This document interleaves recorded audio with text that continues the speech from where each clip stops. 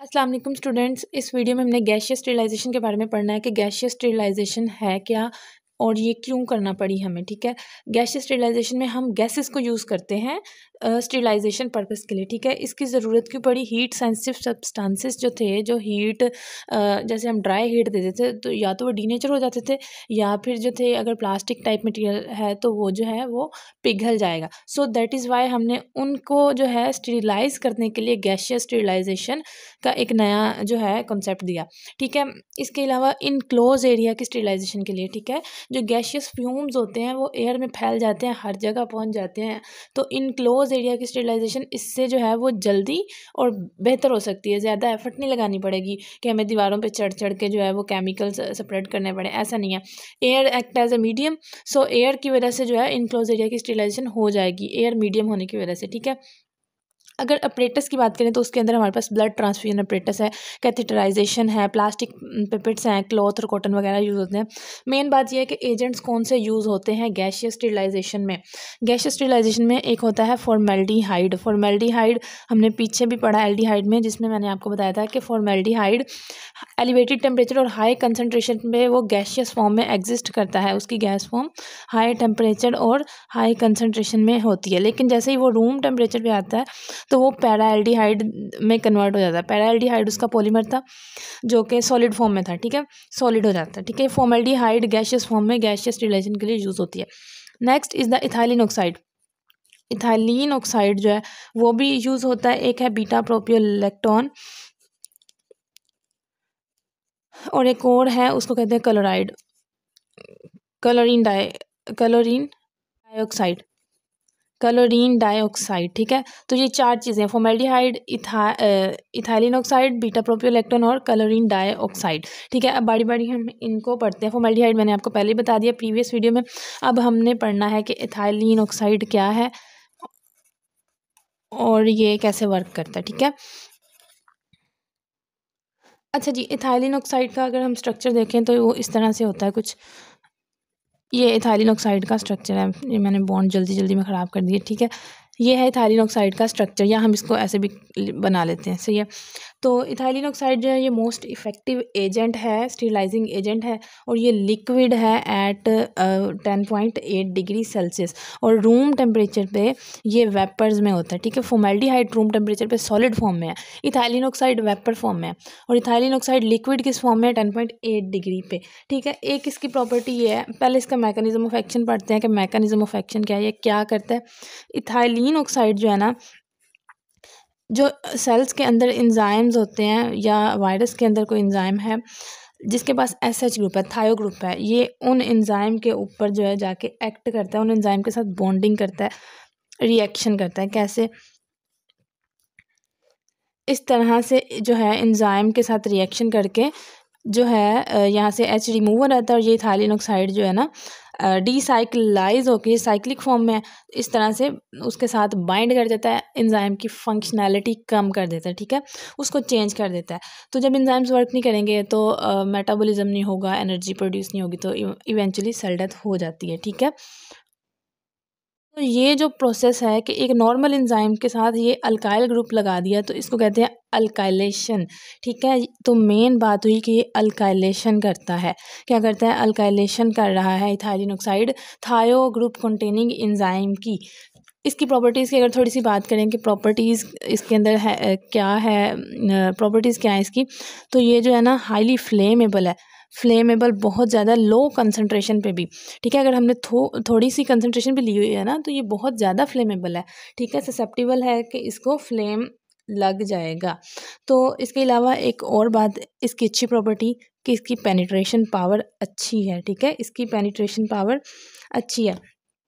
अब ये फ्लेमेबल ज़्यादा होने की वजह से हम क्या करते हैं कि हम कुछ और गैसेस या कोई कंपाउंड मिक्स कर देते हैं इथाइलिन ऑक्साइड के साथ।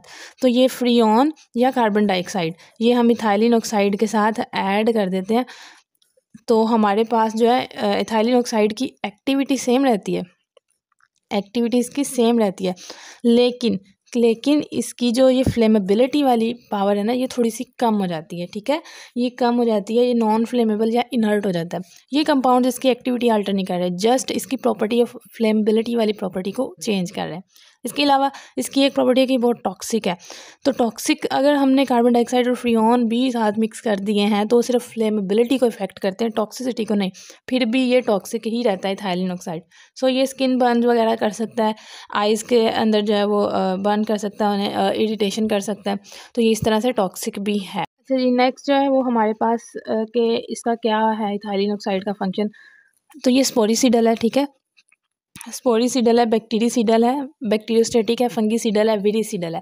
तो मैंने आपको स्टार्टिंग में बताया गैशियस स्टेरिलाइजेशन पढ़ रहे हैं हम डिसइंफेक्शन नहीं पढ़ रहे। डिसइंफेक्शन क्या था कि उसमें कंप्लीट रिमूवल नहीं होता। स्टेरिलाइजेशन में टोटली पॉपुलेशन को रिमूव कर दिया जाता है, स्पोर्स भी इंक्लूड होते हैं उसमें, ठीक है। तो इसमें हम स्पोर जब किल कर रहे हैं तो ये स्टेरिलाइजेशन हो रही है, हम अपनी तरफ से 100% ही रिमूवल कर रहे हैं, ठीक है। डिसइंफेक्शन में स्पोर मोस्टली किल नहीं होते, लेकिन जो कर रहा है स्पोर किलिंग भी और बाकी सारी पॉपुलेशन ऑफ माइक्रो ऑर्गेनिज्म को भी, तो वो स्टेरिलाइजिंग एजेंट में आता है, ठीक है। सो इथाइलिन ऑक्साइड स्पोर किलर है, तो हम कहते हैं गैशियस स्टेरिलाइजेशन में हम इसको यूज़ करते हैं। बाकी ये फंगिसिडल है और अपरेटस की जो स्टेरिलाइजेशन होती है, मैंने पहले भी बताया कि ये जो कैथेटराइजेशन है, ब्लड ट्रांसफ्यूजन अपरेटस है, उन सब के लिए ये यूज़ होता है, ठीक है। और प्लास्टिक सब्सटेंसेस के लिए इनक्लोज एरिया की स्टेरिलाइजेशन के लिए, इंडस्ट्री के अंदर इनक्लोज एरिया की स्टेरिलाइजेशन गैशियस स्टेरिलाइजेशन से ही बेसिकली होती है। उसके बाद इथाइलिन ऑक्साइड के बारे में एक बात लिखी इंपॉर्टेंट कि इसको जो है ना, अगर इसको यूज़ करते हैं तो इसको इसका एक चैम्बर होता है, चैम्बर, उसको कहते हैं गैशियस ऑटोक्लेव, ठीक है। उसको कहते हैं गैस ऑटोक्लेव। तो इसके ज़रिए इसको यूज़ करते हैं। और दूसरी बात, जो पर्सन इसकी हैंडलिंग कर रहे होते हैं ना, ये बहुत टॉक्सिक है, तो ये उनको बहुत केयरफुल रहना पड़ता है, क्योंकि कार्बन डाइऑक्साइड और फ्रीऑन मिलाने के बावजूद भी टॉक्सिसिटी तो कम नहीं हो रही, फ्लेमेबिलिटी कम हो रही है। सो दैट इज़ वाई बहुत ज़्यादा केयरफुल रहना पड़ता है। इथाइलिन ऑक्साइड की जो कंसनट्रेशन है जो स्टेरिलाइजेशन के लिए यूज़ होती है, दैट इज़ 400 to 800 मिलीग्राम पर लीटर, ठीक है। ये इस कंसनट्रेशन में यूज़ होता है। और अच्छा जी, बीटा प्रोपियोलैक्टोन जो है,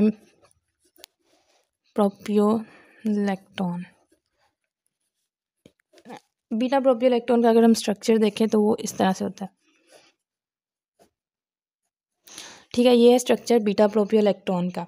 बीटा प्रोपियोलैक्टोन के बारे में भी अगर जनरल सी बातें करें प्रॉपर्टीज़ को, तो बॉइलिंग पॉइंट इसका 155 डिग्री है। As compared to ethylene oxide ये फ्लेमेबल नहीं है, फ्लेमेबिलिटी नहीं है इसके पास, ठीक है।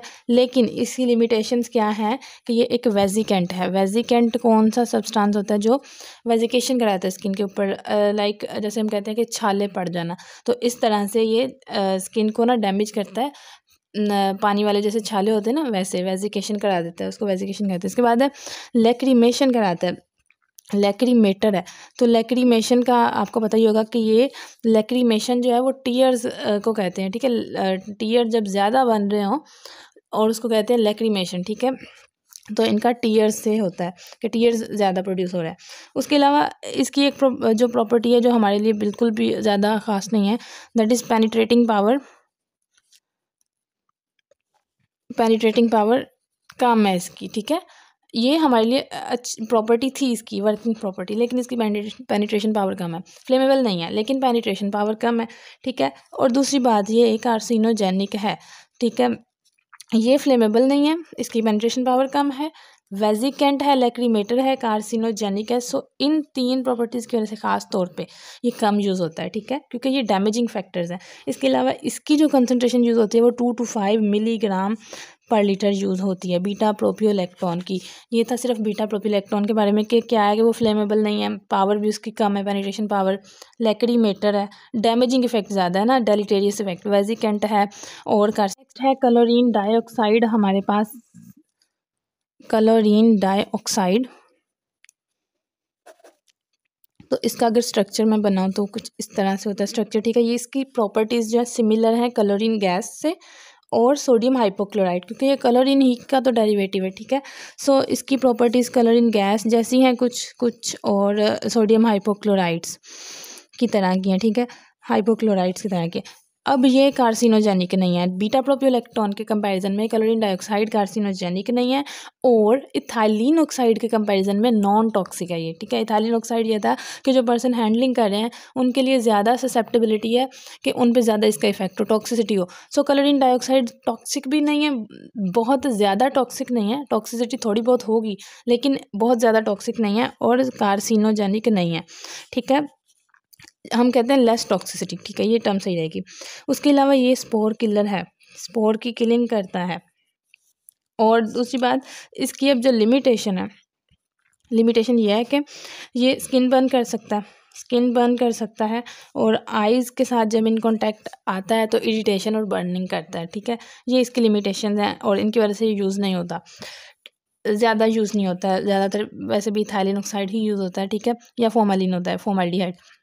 सो कलोरीन डाइऑक्साइड कैंसर कार्सिनोजेनिक नहीं है, लेस टॉक्सिक है, स्पोर किलर है और इसका लिमिटेड यूज़ क्यों है क्योंकि ये स्किन बर्निंग करता है और आइज़ में इरिटेशन और बर्न करता है, ठीक है।